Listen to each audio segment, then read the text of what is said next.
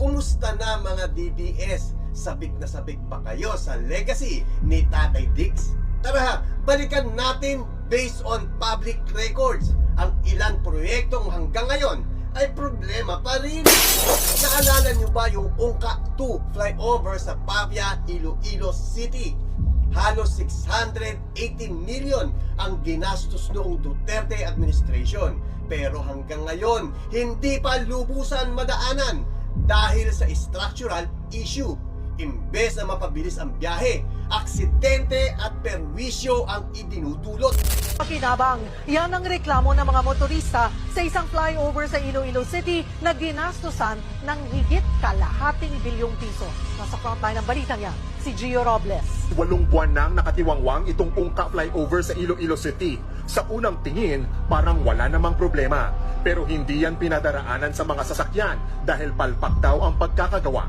700 million pesos ang pondong inilaan sa proyekto na layong mapabilis ang trapiko mula Iloilo International Airport, pero wala pa man 2 linggo ng buksan ng Ungka flyover, muling isinara ang istruktura. At paano naman ang Kabaluay Housing Project sa Buanga City? Para sa 925 families at ang halaga kada unit ay halos 2 milyon. Pero hindi natin matirahan hanggang ngayon. Walang tubig, walang kuryente, depektibo ang bahay at malayo sa livelihood. Kung iisipin, parang hindi pinag-aralan ang proyekto, parang minadali, para lang may masabing nagawa. Kailan gusto ng housing project na ito sa Barangay Kabaluay sa Buanga City? Tahimik, walang katao-tao, at kahit saan man dumapo ang iyong paningin, itong mga housing units na hindi natapos ang iyong makikita. Ang ibang mga bahay, halos matakpan na ng mga tumubong damo.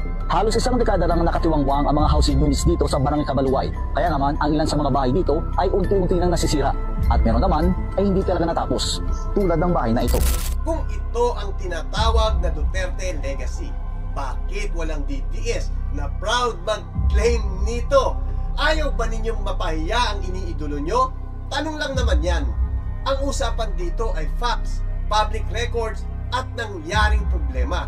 Kaya kung gusto nyong pag-usapan ang legacy, dapat buong larawan ang titignan nyo, hindi yung isang tulay lang.